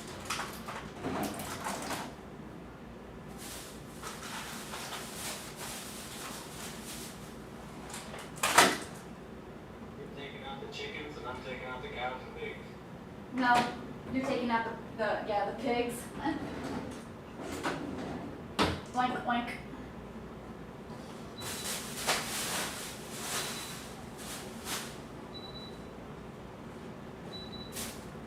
Oh, I hear you beeping. I'm getting there.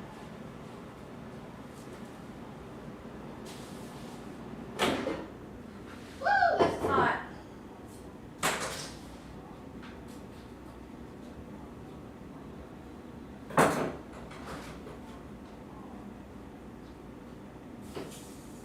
Here it's sizzling.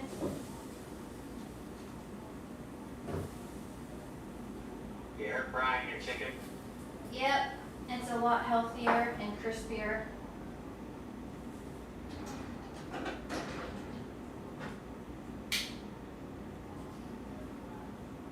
Lots crispier.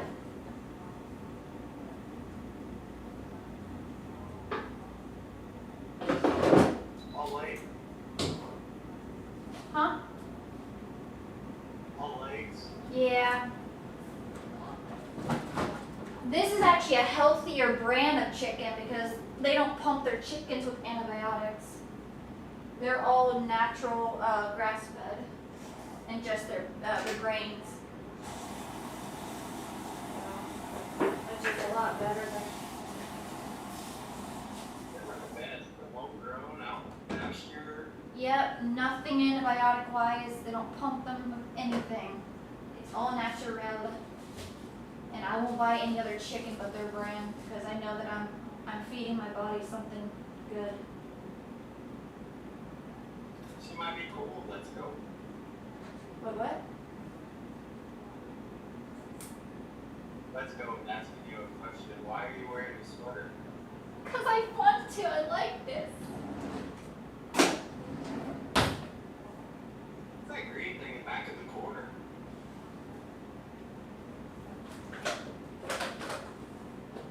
Oh, lettuce. Yeah. Sweet and crispy. No need to wash. What's that in your other game? Fish. Turkey breast. This is a healthier brand because they don't pump their animals with steroids or anything either.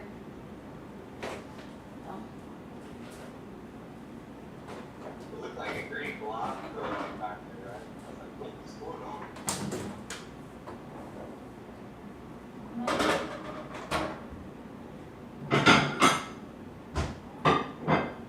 Need to put some of them onions on that lettuce.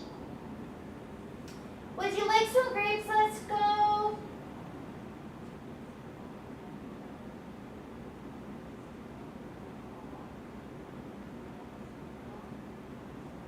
I wish. Oh, I would love to give you some. I thought this box would be a little bigger though, but I'm gonna make this tomorrow. And I got blueberries now to put into it. That might make 2 pancakes. Them grapes did look good. Oh, you like them. Actually, while this is cooking, let me get a bowl. Get some grapes. Tea let's go. Since he likes the tea sauce. Yeah, he's driving now. Oh, please be safe. Oh my goodness, be safe.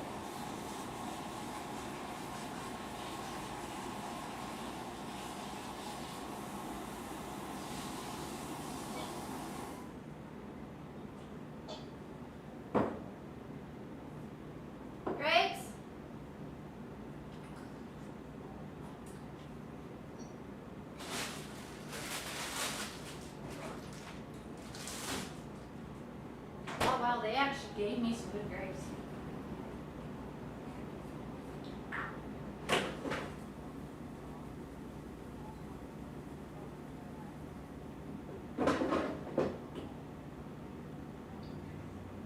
Thank you, Ross.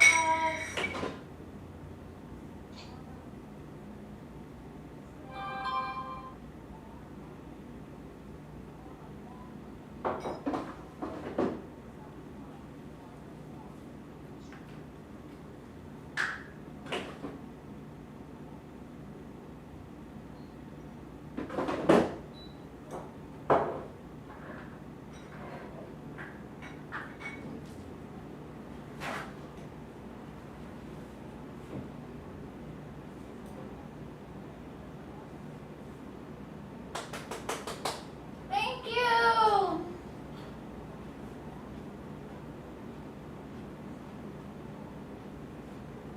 Yeah, I already washed them. Here.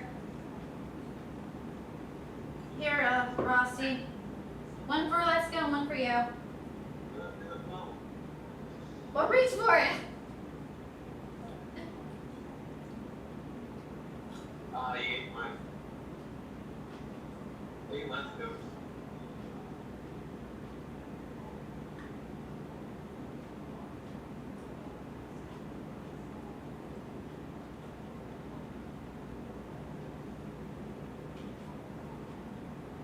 These are really good.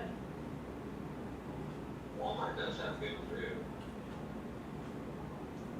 These ones are really actually juicier and crunchier.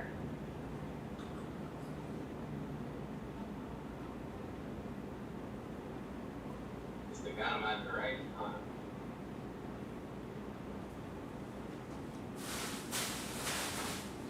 I don't know who picked these, but they picked it out of love, that's for sure.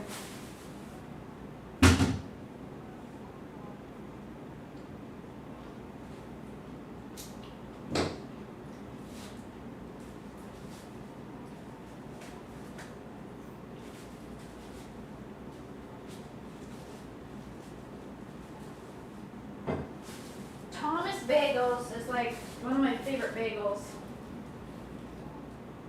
Because they're a lot healthier. Because most bagels are not so healthy.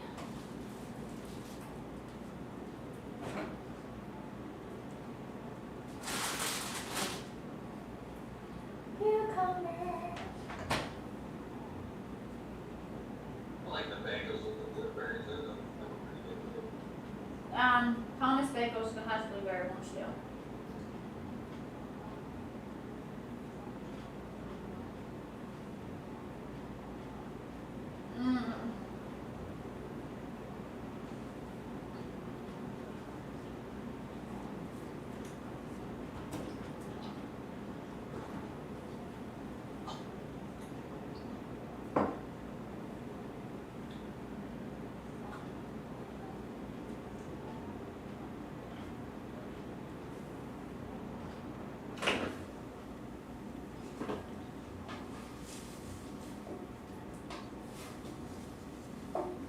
Oh my goodness, this stuff smells so good.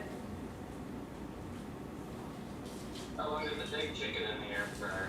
I haven't done chicken in the air fryer for a while. It doesn't take it too long. Yeah, 20 minutes. Something like that, yeah. Till it's crispy. Is there a challenge going on? I don't know, I saw a calendar or something keeps popping up. I think that's what you guys can gift. They do that once in a while. They don't do that often.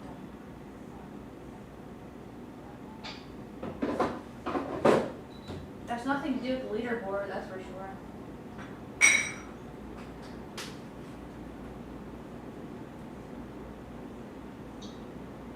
Oh, you're doing chili powder on it? I use this a lot if you can't notice. What's that?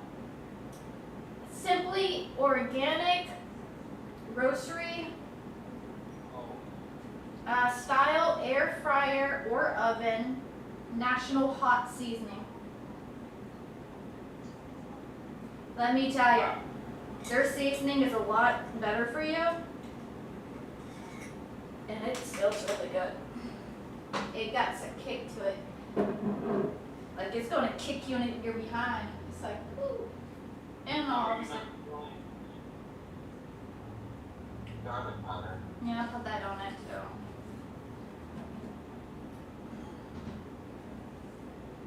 And then I'm gonna smother, well, dip some barbecue sauce and sriracha into it.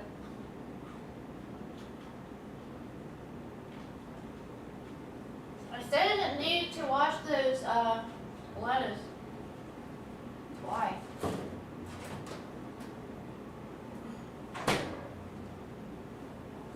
These are greenhouse grown, so they don't grow them in a field. Actually, greenhouse you can grow it year round. But you can grow them in a field, right? Yeah. Well, this is grown. Maybe that's why I don't have to wash it, because they don't smother it in chemicals like they would in a field. Where'd it come from? California? Little Leaf Farms, grown in the U.S. I don't know. PA. 18 Calian Road, E. Keep refrigerated. Non-GMO greenhouse grown using, they're using sunlight and recycled rainwater. This is grown from sunlight. Cool. How do you open it? Never mind.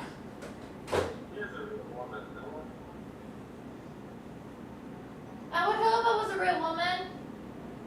I came out of my mama a real woman. Well, a girl.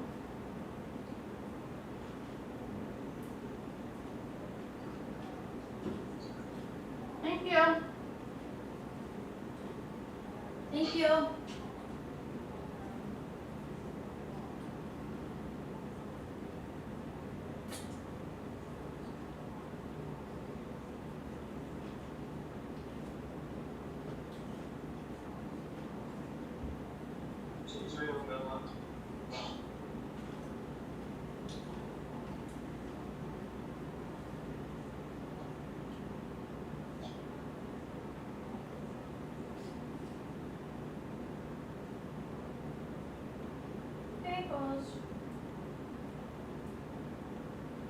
I want to crisp this once my chicken's done, because the seasoning will still be in that pan.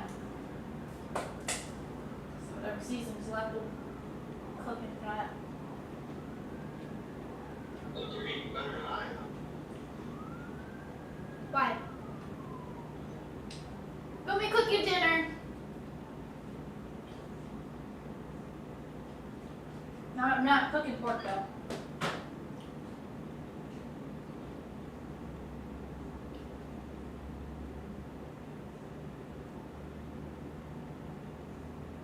Who? I'm buying Pluto.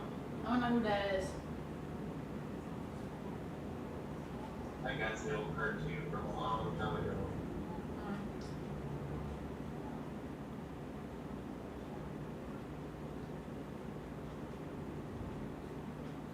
That might have been on Scotch before your time. I'm buying it. I was more into SpongeBob.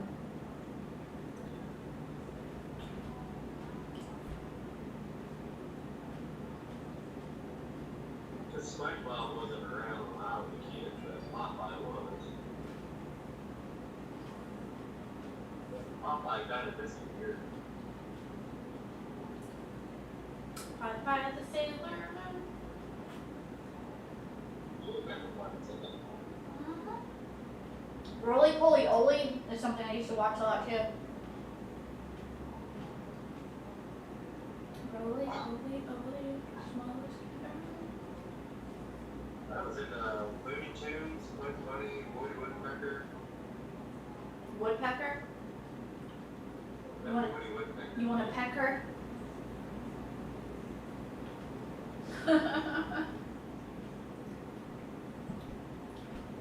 Y'all love woodpeckers. Yeah. They can be annoying sometimes though, but they're very beautiful birds. All I get to go on is, you know, father. Maybe a hunter and a father.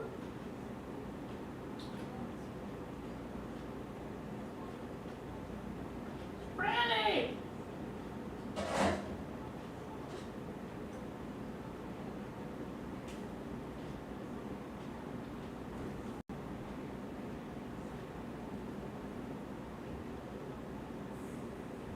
Let's go.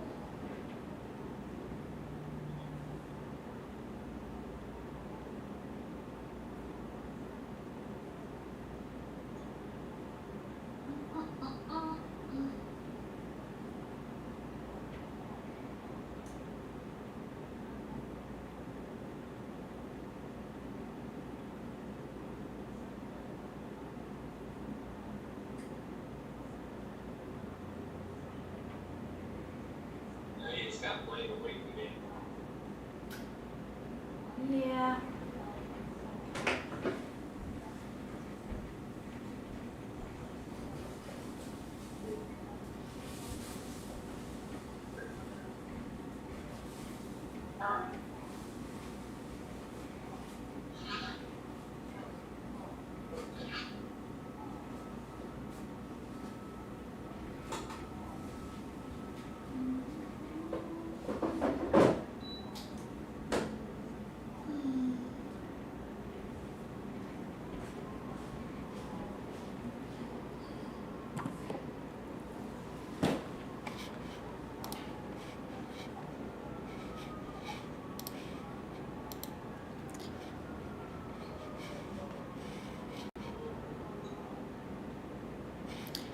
I want to restart my stream, guys, but I'll be right back.